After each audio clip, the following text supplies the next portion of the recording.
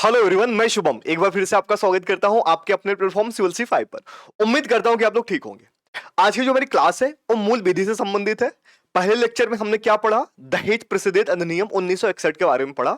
उसके कुछ क्वेश्चन रह गए थे जो अभी मैं आपको यहां कंप्लीट कराऊंगा। देन आगे जो आज हम पढ़ने वाले हैं, बहुत इंपॉर्टेंट टॉपिक है, घरेलू हिंसा 2005 का एक्ट है। लागू 2006 में हुआ था, ये ध्यान देना। लेकिन ये इतना खास टॉपिक है ना, यहाँ अगर आप बात करो कि आप एज ए नागरिक भी आपको इसके बारे में जानना चाहिए।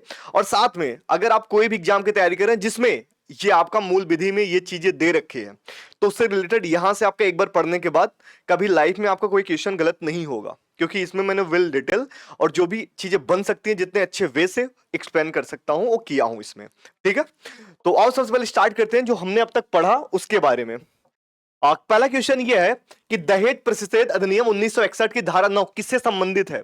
तो आपको याद होगा, मैंने लास्ट क्लास में आपको बताया था, जो धारा 9 और 10 है, एक है केंद्र सरकार से संबंधित, एक है राज्य सरकार से संबंधित। मतलब यह एक नियम बनाने की शक्ति दी गई है कि दहेज पे नियम कौन बना सकता है धारा से संबंधित। तो धारा 9 में क्या है? राज्य सरकार बनाएगा। धारा 10 में केंद्र बनाएगा। तो धारा 9 की बात हो रही है। देखो, राज्य सरकार के नियम द्वारा, बिल्कुल ये राज्य सरकार। ऑप्शन सी हमारा सही हो जाएगा। ठीक है, बिल्कुल भी डाउट मत होना, कुछ भी डाउट हो मुझसे पूछ लेना कमेंट सेशन में जाके या टेलीग्राम पे जाके। ठीक है, अब आगे आ जाओ। अगला क्या क्वेश्चन कर रहा है कि धारा 10 जो है वो किससे संबंधित है? ये दहेज प्रतिषेध अधिनियम की बात हो रही है 1961 वाली, ये किससे संबंधित है? तो मैंने आपको अभी कुछ देर पहले ही बताया धारा 9 और 10 के बारे में। तो जो धारा 10 है वो है केंद्र सरकार के संबंधित। ठीक है, ध्यान रखोगे अच्छे से। अब आ जाओ आगे। अब अगला क्वेश्चन क्या कर रहा है? अगला क्वेश्चन कह रहा है कि दहेज निषेध अधिनियम किन धाराओं में नियम बनाने की शक्ति दी गई है? देखो, सेम वही क्वेश्चन है, थोड़ा सा हेरफेर है इसमें। समझो, ये कह रहा है कि दहेज के संबंधित जो भी नियम है बनाने की जो शक्ति है किस धारा में दी गई है। पहले तो आप ये जानो कि इस पर नियम कौन कौन बना सकता है। एक राज्य सरकार बना सकता है, दूसरा केंद्र सरकार बना सकता है। और धारा 9 और 10 में जो अभी पिछले भी क्लास में या फिर अभी जो हमने क्वेश्चन किया उसमें भी यही चीजें थी। तुम्हारा ऑप्शन बी इस हिसाब से यहाँ पे सही हो जाएगा। ठीक है, तो ये रहा कुछ समरी पिछली क्लास की। यही इसमें इंपॉर्टेंट है, यहीं से क्वेश्चन आ सकते हैं, मे बी और भी बन सकता है जब पूरी क्लास कंप्लीट हो जाएगी। मूल विधि के जो आपके दे रखा है सिलेबस में, उसके बाद मैं पूरी एक मॉक टेस्ट लेके आऊंगा यहां पे कराने के लिए। देन आपको समझ आएगा कि क्वेश्चन का प्रकार क्या होता है और किस प्रकार से क्वेश्चन पूछता है आपका एग्जामिनर या कोई आयोग। ठीक है, तो आओ सबसे पहले स्टार्ट करते हैं घरेलू हिंसा के बारे में। अब घरेलू हिंसा के संबंध में सबसे पहले मैं आपको बताऊं, ये एक्ट बना कब था।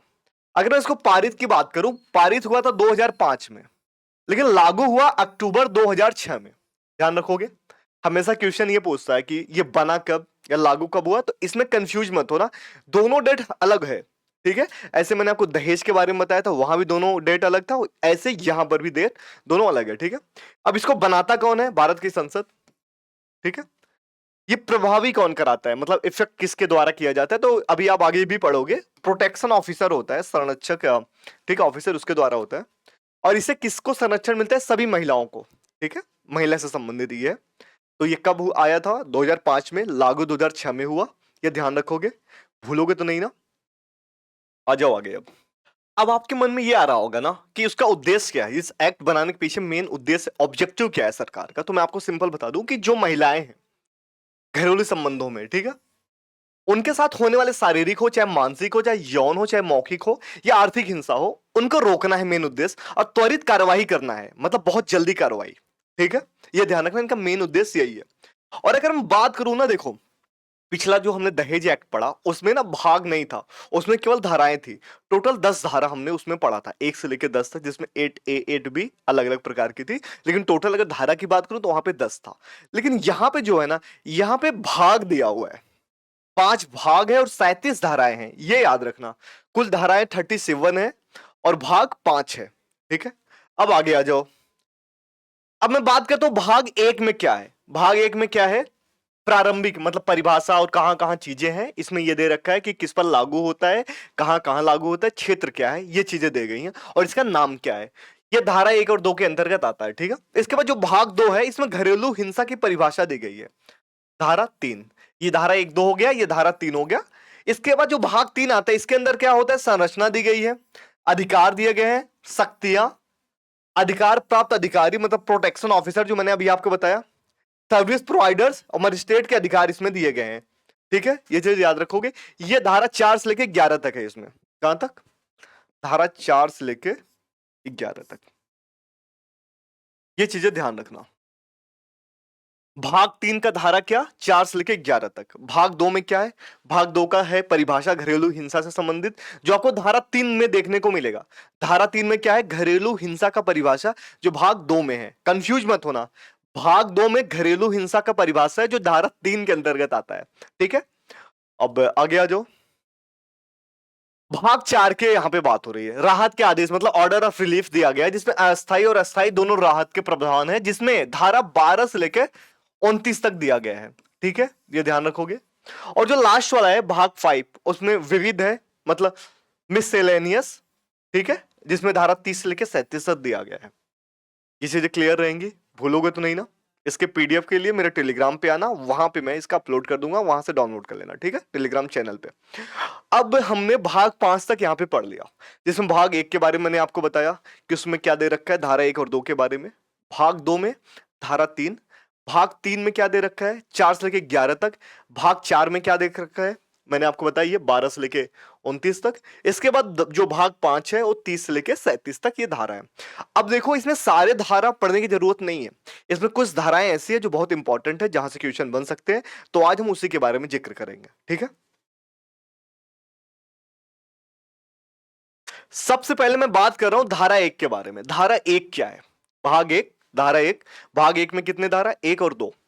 तो उसमें समझो संक्षिप्त नाम दिया गया है, विस्तार और प्रारंभ दिया गया है। आपको अच्छे से याद होगा दहेज वाले में, उसमें भी परिभाषा में जब स्टार्ट था, स्टार्टिंग में उसमें भी क्या था? धारा 1 में नाम दिया गया था, कहां कहां लागू होता है, कब से आरंभ हुआ।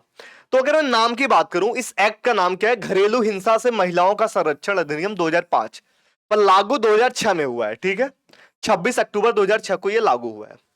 अब बात करो विस्तार कहां पे है? पूरे भारत में है? जी नहीं, स्टार्टिंग में पूरे भारत में नहीं था। 2019 के बाद आपको पता होगा दहेज वाला भी स्टार्ट हुआ था। 2019 के बाद पूरे भारत में जम्मू कश्मीर को जब एक किया गया था, मतलब 2019 वाला जो रीऑर्गेनाइजेशन एक्ट था, ध्यान रखोगे।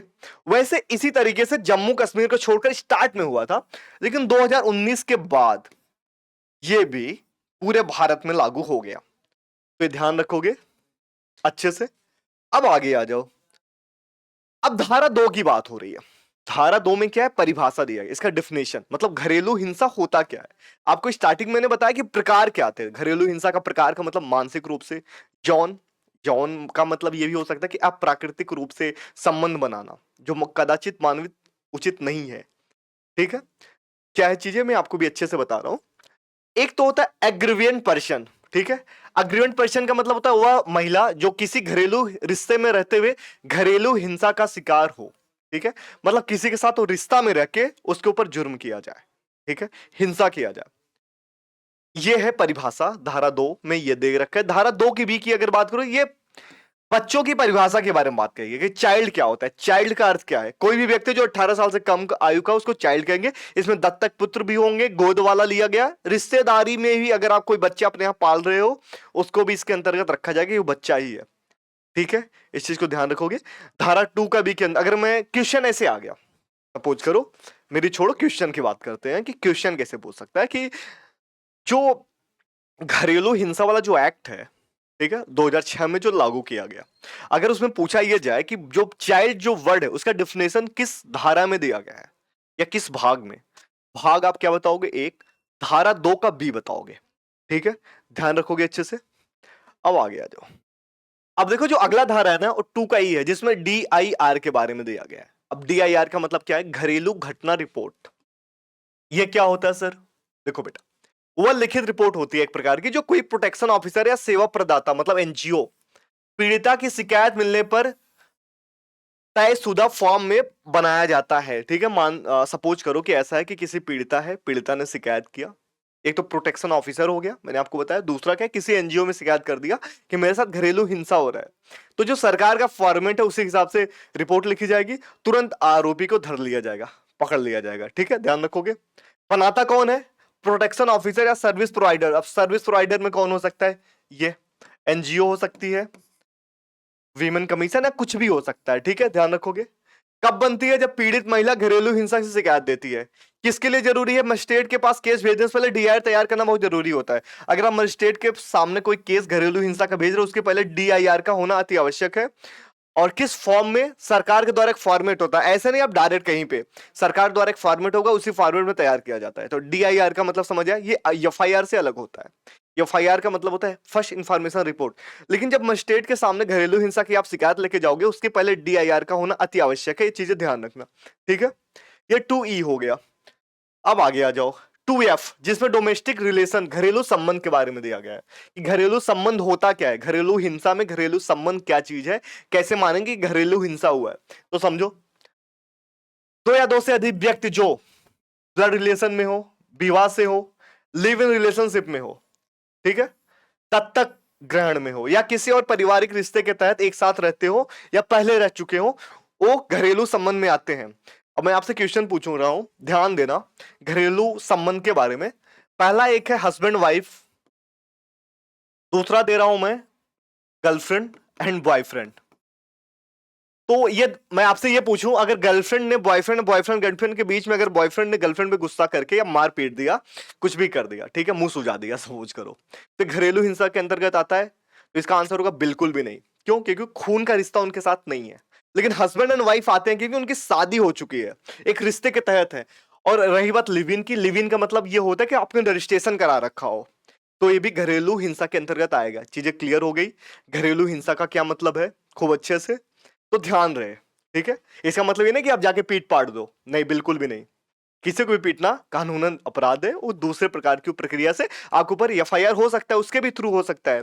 लेकिन वहां पर घरेलू हिंसा वाला एक्ट न लगे, कुछ और एक्ट लगेगा, कुछ और धारा लगेगी, ठीक है, ध्यान रखोगे। तो ये चीजें रही।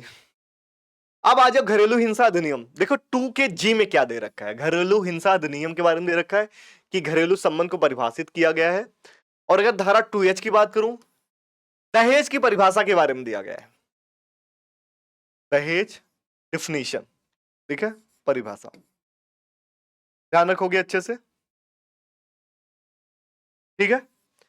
अब धारा 2 का के बहुत इंपॉर्टेंट है, एक वर्ड है धनी अनुतोषण, ठीक है।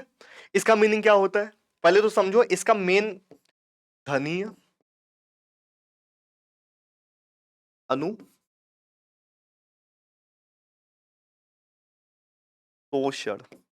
अब इसका मीनिंग क्या है पता है आपको? जब किसी महिला को घरेलू हिंसा के कारण आप शारीरिक रूप से या फिर मानसिक या आर्थिक या भावनात्मक रूप से आप नुकसान पहुंचाते हैं, तो जो मुआवजा मिलता है वही है। इसमें मुआवजा के बारे में प्रावधान किया गया है। किसके कहने पर मुआवजा दिया जाएगा? प्रोटेक्शन ऑफिसर के तहत। और जो बोलेगा, जो आदेश करेगा, उसी के हिसाब से आपको जुर्माना देना होगा, मुआवजा देना होगा, ठीक है। ये मुआवजा के बारे में है। तो 2 का के है, तो याद रखोगे ये है, ये मुआवजा। अगला क्या है? अब जो अगला है ना, वो अगला है 2Q, धारा 2Q की बात हो रही है, जिसको बोलते हैं रिस्पोंडेंट, मतलब प्रतिवादी। अब आपके मन में आ रहा होगा प्रतिवादी क्या है? वह व्यक्ति जिस पर घरेलू हिंसा का आरोप लगाया गया है, उसी के बारे में इसमें दिया गया है, 2Q के बारे में। आपसे क्वेश्चन क्या पूछेगा? प्रतिवादी के बारे में कौन सी धारा परिभाषित करती है? तो आप क्या बताओगे? 2 का Q धारा, ठीक है। अब इसके बारे में क्या है स्थिति? अब आपके मन में आ रहा होगा, जैसे एक एग्जाम्पल के थ्रू मैं आपको समझा रहा हूं कि प्रतिवादी उत्तरदाता होता कब है, किसके ऊपर आरोप कैसे लगाया जाता है। पति ने हिंसा कर दी तो पति के ऊपर प्रतिवादी, सास ने मानसिक या शारीरिक हिंसा लगा दी तो सास, महिला के ऊपर भी लगाया जा सकता है, ध्यान रखना, जरूरी है केवल पुरुष के ऊपर। अगर महिला ने, ननद ने या किसी ने कर दिया, उसके ऊपर भी इस एक्ट के थ्रू उसके ऊपर क्या लगाया जा सकता है? ये धारा लगाया जा सकता है, ठीक है। दूसरा, देवर या जेठ ने हिंसा कर दी, वे भी उत्तरदायी होंगे, ठीक है, उनके ऊपर भी धारा लग सकती है। तो इससे क्लियर हो गया कि महिला के ऊपर भी एक्ट लगाया जा सकता है, ठीक है। अब आगे आ जाओ। अब अगला है शेल्टर होम, जो 2 का T है धारा, वो आश्रय गृह के बारे में बताता है। क्या है ये? अगर किसी महिला को उसके घर से मारपीट या मानसिक प्रताड़ना, दहेज या की मांग या घरेलू हिंसा का सामना करना पड़ रहा है, तो वह सरकारी या गैर सरकारी आश्रय गृह की रहने की सुरक्षा की मांग कर सकती है। और ये अलॉट कौन करेगा? राज्य सरकार। या फिर जो आपने ऑफिसर के बारे में पढ़ा, इसका सबसे मेन उद्देश्य, जो अहम भूमिका जो इसमें निभाता है, वो प्रोटेक्शन ऑफिसर है। प्रोटेक्शन ऑफिसर ये अलॉट कर सकते हैं, ठीक है। तो इस एक्ट का मेन उद्देश्य क्या है आपको समझ आया? टू का जो टी है, अगर किसी महिला को उसके घर में मारपीट, मानसिक प्रताड़ना, दहेज या अन्न की मांग रोज हो रही है, उसी घर में रह रही है, तो राज्य सरकार के प्रोटेक्शन ऑफिसर से ये कह सकते हैं मुझे दूसरा घर चाहिए, मुझे रहने के लिए एक आश्रय चाहिए, तो प्रोटेक्शन जो ऑफिसर है उसके लिए घर मुहैया करा सकता है। ठीक है, ये भी इस एक्ट में दिया गया है। ध्यान रखो इस चीज को लेकर के। आई होप यहां तक आपको खूब अच्छे से समझ आया होगा। और अगर कोई भी डाउट हो तो आप डायरेक्ट पूछ सकते हो कमेंट के थ्रू भी, या टेलीग्राम के आईडी के जाकर के वहां पर भी। ठीक है, और अगर आपको पसंद आया है, चैनल पर नए हैं तो सब्सक्राइब कीजिए, साथ में इसको शेयर कीजिए, और जल्दी मिलते हैं अगले एक्ट के साथ में इससे रिलेटेड जो क्वेश्चन बन सकते हैं। ठीक है, तब तक के लिए थैंक यू।